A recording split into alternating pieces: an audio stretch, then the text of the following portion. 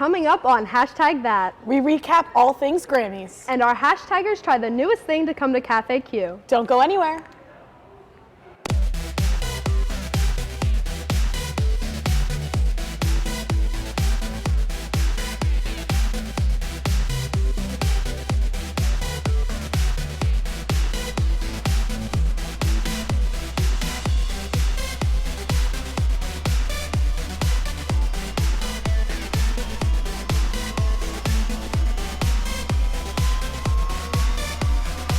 From Hamden to Hollywood, we are your source for entertainment news.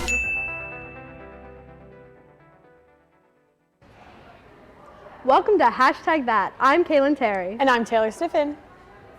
Before we jump into some more fun topics, we need to take a moment to mourn the passing of a beloved NBA player, his friends, and daughter. Last Sunday, Kobe Bryant's private helicopter crashed down in Calabasas, leaving no survivors. Our hearts are with the friends and families of Kobe Bryant, his daughter Gianna, John, Kerry, and Alyssa Altobelli, Christina Mouser, pilot Era Zobayan, and Sarah and Peyton Chester. An outpour of support is happening all around. Many people are taking dedication to the Staples Center. Many teams are retiring the number 24 out of respect for Kobe. Some players are even changing their numbers from 8 and 24 to another number, or wearing number 24 to show support. Hashtag That and all of Q30 TV are sending our love and support into the world. That is some very sad news to hear. Unfortunately, the entertainment world had to get themselves together to put on the Grammys. Let's move into the 2020 Grammys. This year was the 62nd Grammy Awards ceremony hosted in the Staples Center in Los Angeles. The ceremony was hosted by Alicia Keys. These awards celebrate accomplishments in music with categories like the Record of the Year, Album of the Year, Best New Artist, and categories for genres of music like pop, rock, and more. Between insane red carpet looks, explosive performances, and some always unexpected winners, this ceremony is tons of fun to watch. Speaking of that red carpet, the day always starts with the celebs arriving there, so it's only right that we start there too with a red carpet review. Taylor and I have both picked out our best and worst look from the pre-show, and we're going to reveal them right now. Okay, now I know she won a ton of awards, and also full respect to her, but I thought Billie Eilish was the worst dressed on the red carpet. Yeah. I completely agree with her with the fact she doesn't like to wear tight-fitting clothing, and she doesn't think she should go with the media on how they always critique girls and how they look in dresses, but the whole mask and the sneakers and the almost 2-inch long nails, I liked the whole green coordination, but just, I felt like you knew she was gonna win a bunch, and I thought she could do a little bit more for the red carpet, but respect to her. Right. I would have to say personally that my worst was Lil Nas X. I think that it was just a little too much. It was a little too bright pink for me. I just wasn't feeling it for the Grammys. I think it could have been a little more subtle. But you know, he went out, he showed off. It was good. All right, and fair. But now, while there's always bad, there's also good. I think my favorite of the night was Billy Porter. He was dressed phenomenally. First of all, that hat. The hat actually was like mechanical, and the thing could shut like a blinds, and I was like just blocking out all the haters right there. But his boots went with the hat. It was a perfect ensemble all around. Right. I would have to say that my best was Priyanka Chopra because she slays always. I mean, look at her. Look at her in that white gown. She looks amazing. Oh, 100%. She just killed it, honestly. Yeah, no, between all the Jonases, I think Nick and Priyanka definitely won, but also Danielle and Kevin looked phenomenal. I agree. And I will have to say I was weirded by Joe and Sophie. I was like, why don't you match like the other two sets? They coordinated, but you know what? They all looked phenomenal, and we love the Jonas Brothers. They did. Now on to the winners of the Grammys. Billie Eilish has won 5 Grammys and is the first woman to win all 4 major categories: Album, Record of the Year, Song of the Year, and Best New Artist. She is also the youngest artist to win Album of the Year, topping Taylor Swift. She has also won Best Pop Vocal Album. Now on top of Billie, I know that her brother Phineas also won with her, and they're saying now that he is someone to watch out for in the industry because he produced her song so well. I mean, he did some amazing things with her album, and it goes to show they both won so many awards. But personally, Lizzo taking home a few awards was a lot of fun, but my favorite was the meme they made where they showed her face right before they announced her award category, and she was just mouthing Beyonce, hoping Beyonce would beat her. Then she beat Beyonce, and just her reaction. But I mean, I'm a big fan of Beyonce and Lizzo, so it's a win-win for me when either one of them was going to go up there. Anything else you want to? No, honestly, I think everybody who won deserved to win. They were all really great. Billie Eilish, I think her songs are very good, and I'm kind of glad she won all of them. Moving forward with the Grammys, Maggie Smith and Gabby Brylowski have more fashion highlights for us. Let's see it. Hi, my name is Maggie Smith, and I'm here today to tell you everything you need to know about this past Grammys and the fashion that came with it. Let's start with Lizzo. Lizzo arrived to the Grammys in an amazing piece by Versace. It was a white ball gown. She looked incredible, and she kept everything all in white, just like the dress itself, with white pearls, jewelry, a furry shawl, and she looked incredible. Now let's move to Billie Eilish. Billie Eilish continued with her green color mixed with black. She wore a face mask and a suit type piece, and she looked really good, kind of menacing, but I guess that works for who she is as an artist. She also won several awards that night, and hey, I think she killed it. Let's talk about Ariana Grande. She just was everything at the Grammys, and she showed up in this extravagant, huge dress. If it wasn't gray, it could have been her wedding dress, honestly. She looked incredible, and there's this video of her trending on Twitter, the behind the scenes of how it was made, of her picking up the dress and kind of just it flowing down to the ground and her being all elegant and sassy, and she walks away. She killed it. Up next, Lil Nas. Lil Nas X showed up in a complete pink ensemble from his hat to his shirt to his pants, and he killed it as well. And of course, the Jonas Brothers, they killed it, as always. They always look so classy. What comes to mind is Nick's suit, just this gold, like sandy colored ensemble. And all of their wives, they also performed at the Grammys. There's really no critiquing them. They're just amazing.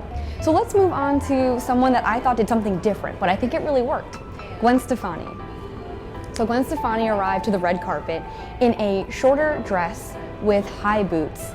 Her hair was completely straight. She wasn't wearing a necklace, but I think it worked. And it was something just very different. I feel like when we think of award shows and red carpets, we think of long ball gowns, flashy numbers, but hers was very much more reserved. And I think it really worked in that it stood out. Fashion is always a huge part of Hollywood events like award shows.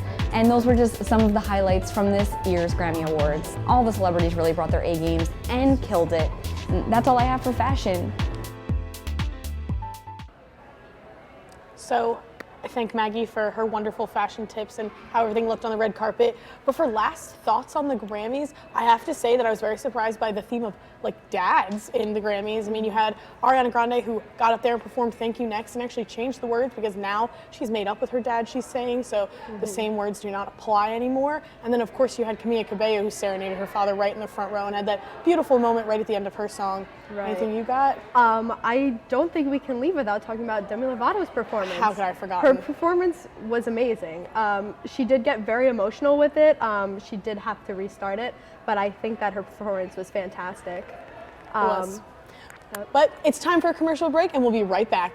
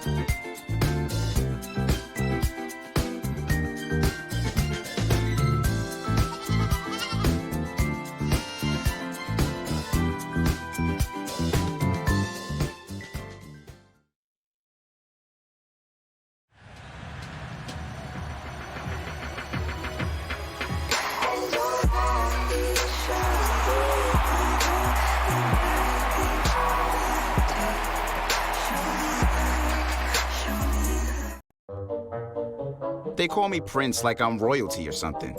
But the places I've lived ain't no palaces. So I don't need grilled salmon or a new scratching post. Just give me a cardboard box and a can of tuna and we're good. You can even change my name. I'm cool being the kitty formerly known as Prince.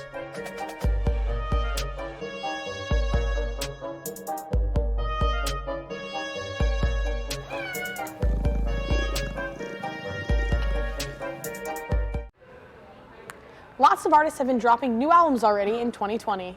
Rapper Eminem dropped his new album Music to Be Murdered by last Sunday. And one of our hashtaggers is here to tell us her thoughts. Let's see it.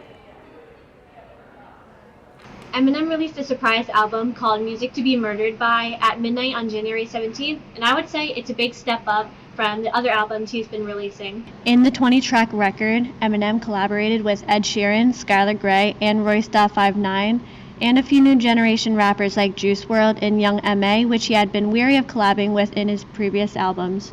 The record touches on some heavy subjects like the Las Vegas Music Festival shooting and the Manchester bombing. When the album dropped, so did a music video to the song Darkness, where he takes us through the headspace of the Las Vegas shooter before the attack. The end pans out to a bunch of televisions playing news reports of all acts of gun violence in the shape of the United States of America. Honestly, I was impressed because nobody wants to take the bad guy side, let alone try and justify their actions. He was able to do that while still supporting the message to end gun violence. In his song Godzilla with Juice WRLD, he doesn't let us forget how fast he can rap. It's impressive that he can rap about 6 or 7 words in a second, but we already know how fast he can rap because he proved himself in Rap God, which beat a world record of 1,560 words in 6 minutes. At this point, he's just racing himself. We heard it the first time, we get it. Eminem had been struggling to find his place in what rap has become since the Marshall Mathers LP2, which was released back in 2013. His last 2 albums were a flop, and fans were not impressed with the music he was putting out. I think this album has solidified that Eminem has not lost his place as the controversial lyricist that he is, and is still worthy of putting out tracks like he did at the peak of his career. Now let's go to Sean Raggio with this week's trending topics. Thanks, guys. Groundhog's Day has come and gone, and it looks like going with it will be winter. At about 7:25 a.m., Punxsutawney Phil graced the world with his presence and did not see his shadow, signifying an early spring. This coming off the heels of one of the warmest Januaries on record. Phil has seen his shadow 104 times since 1887 and failed to see it on only 20 occasions. This is the second year in a row Phil hasn't seen his shadow, and the first time in consecutive years on record. So bring on spring. Secondly, Harley Bird, the voice behind the beloved Peppa Pig, has quit after 13 years. Bird has voiced 185 episodes as the third person and longest tenured to voice Peppa. She even won a BAFTA, or British Academy Film Award, in 2011 with the show. Bird is set to be replaced by 9-year-old Emily B. Smith. Now for my last story today, a dream 10 years in the making has come true. Pop star Demi Lovato performed the national anthem at Super Bowl 54 and earned a massive applause from the crowd at Hard Rock Stadium in Miami. Lovato received much kudos online for living out 17-year-old Demi's dream, including from Ellen DeGeneres and even some comparisons to Whitney Houston's performance. Fans of Demi weren't the only ones happy with the performance. It unofficially clocked in at 1 minute and 50 seconds, according to SportsIllustrated.com, making a good day for whoever took the under. That's all I have for this week's trending topics. Kaylyn, Maggie, back to you. Thanks, Sean. Starbucks has recently launched a new mobile order app to order food and drinks without the line here at QU. It now makes it easier for students to order drinks on the go without having to wait in the line. Robin Karashik and Manny Galicki have the story.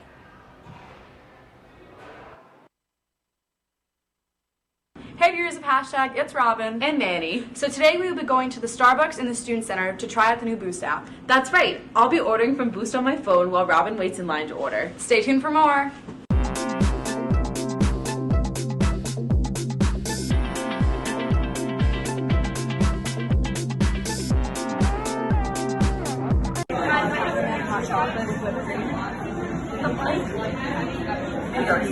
Robin for 5 to 7 minutes.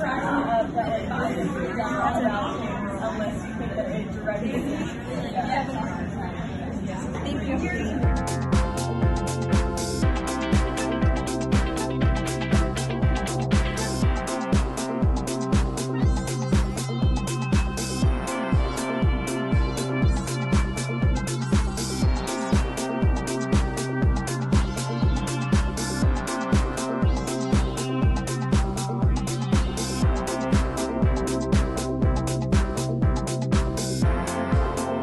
So that didn't really go as planned. I know. I can't believe you got yours 13 minutes before me, even though I ordered before you. So I guess ordering Boost and ordering in person isn't that much different. Well, that's all for us. See you next week, hashtag. Bye. So I actually haven't tried it yet, but I will definitely be trying out this new app. How about you, Taylor? Well, I have tried it and it has made my life easier, but it is now time for a commercial, so don't go anywhere.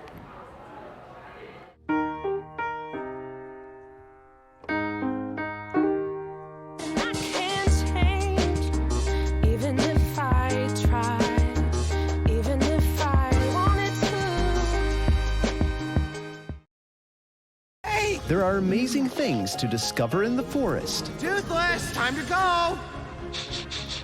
What you picking up on, bud? It's a whole hidden world of wonders. And the perfect place to spend time with family. What better place to let your imagination soar? Experience nature and create a memory you can share. Visit discovertheforest.org to find a forest or park near you. Hey, let's check out this park.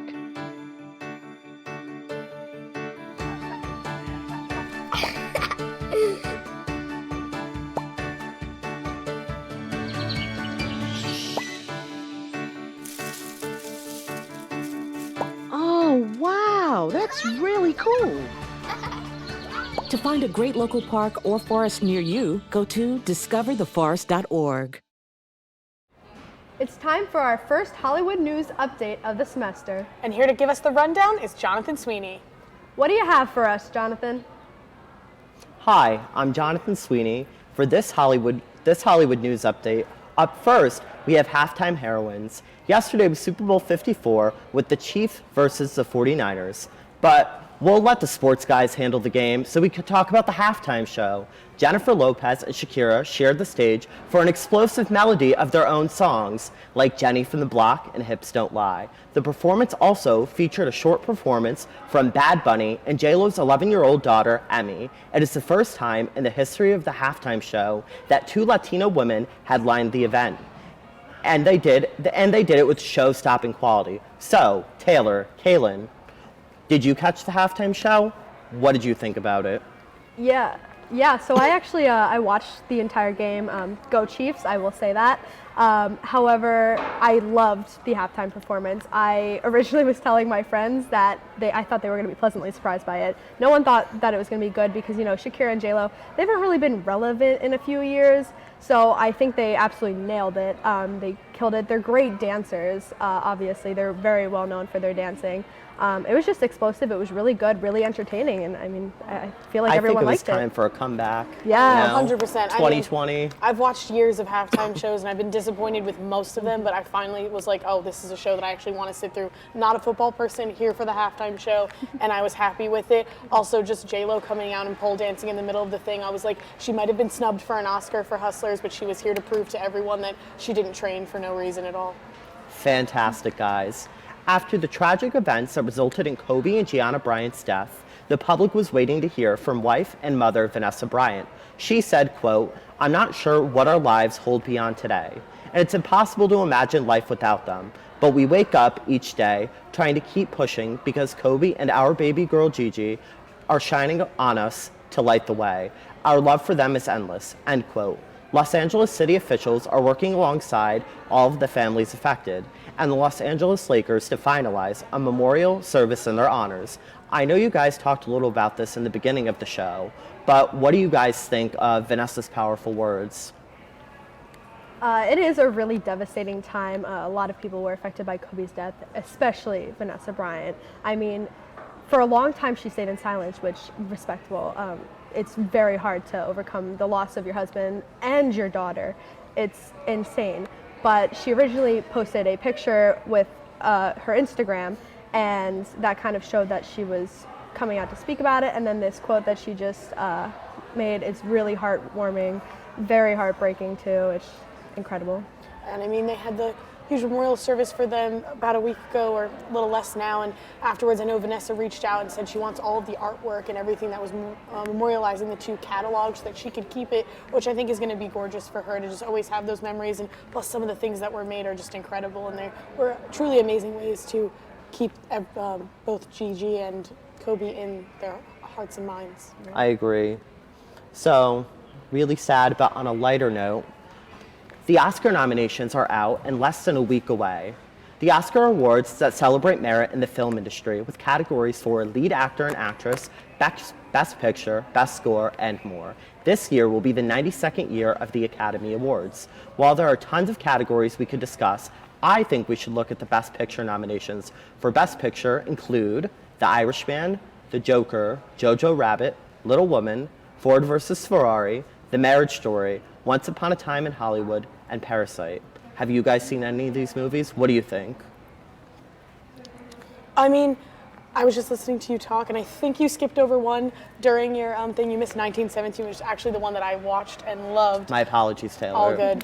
1917 was phenomenal. As somebody who loves to create films as well, I thought the camera work in this was astonishing. I mean, I don't know if it's going to win for Best Picture because Parasite and Once Upon a Time in Hollywood are definitely front runners for this, but I do think it's going to win, hopefully, for cinematography.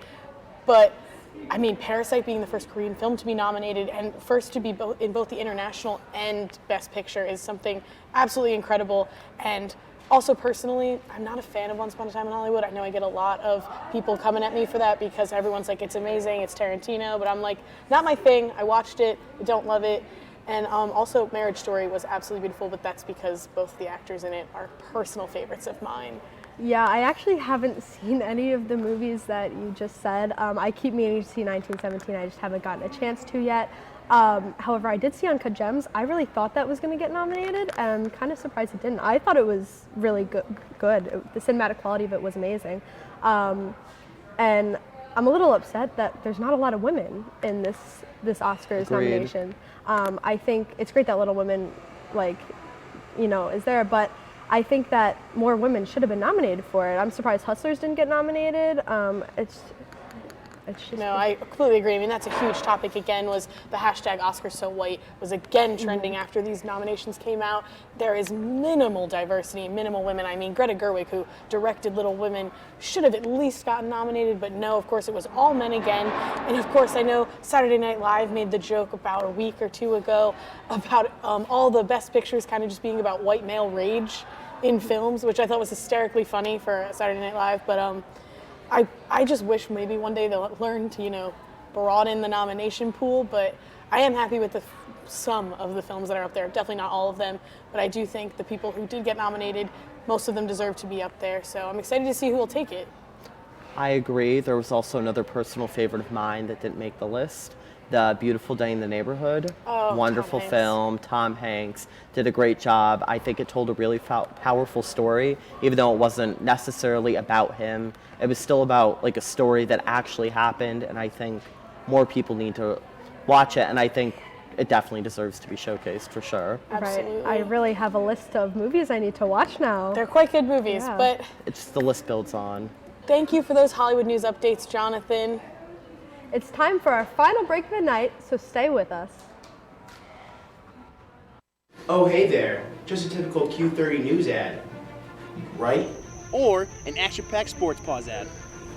But it's a Quinnipiac Tonight ad. From Hamden to Hollywood, we're your... Nope. Quinnipiac Tonight ad. Today, President Olean announced It's a Quinnipiac Tonight ad. The Bobcat tennis team has just scored their first touchdown of the season. Quinnipiac Tonight ad. Live sketch comedy, improv, hysterical pre-tapes, and more at Quinnipiac Tonight, Thursdays, 9:30 in the Piazza. They call me Prince like I'm royalty or something. But the places I've lived ain't no palaces. So I don't need grilled salmon or a new scratching post. Just give me a cardboard box and a can of tuna and we're good. You can even change my name. I'm cool being the kitty formerly known as Prince.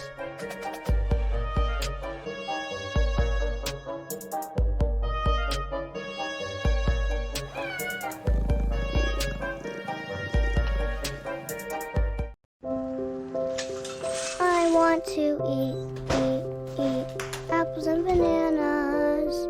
I need to eat apples and bananas? Why can't I eat apples and bananas?